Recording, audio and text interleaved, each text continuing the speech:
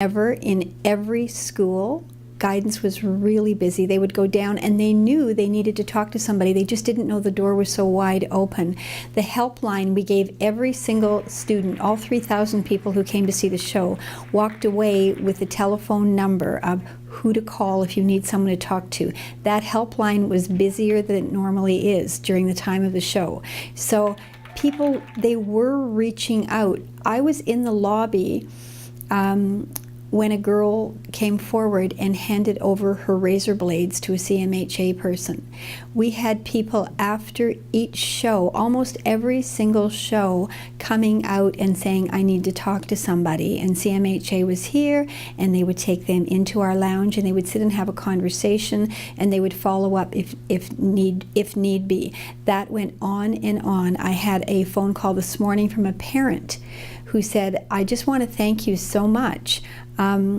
It did so much for our family. Our daughter is now seeking help. She is now in the hospital. It's been a rough road. Everything is going well, and the show opened the door to take this next step. I hope that they will learn that there are people like this out in the world that they might face every day, and that they may be going through these challenges, and they might learn how to deal with that, how to help those people, learn to reach out, talk about it. All these characters are saying that I'm so alone and that no one's like me, nobody understands me, but they're, in a way, they all come together, and it's so Breakfast Club, but it's such a big message that you can talk to somebody will understand. There's so many options out there, and definitely had a lot of people come up and say thank you, and a lot of people, I heard the clinic on Cedar Street have been getting more phone calls from teenagers, which is a great thing because people are reaching out. I hope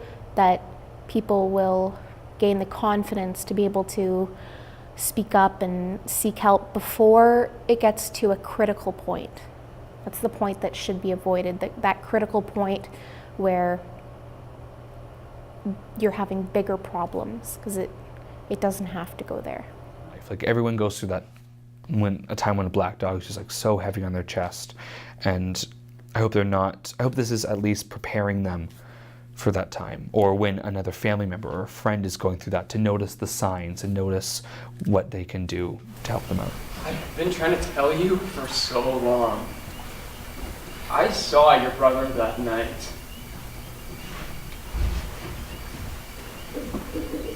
I'd gone down to the lake to smoke, and I was walking down the shore. The moon was out, it was full, and it was red, I remember. And I looked up, and there he was, up on the cliff, so high above me. He was naked and just standing there, so beautiful. And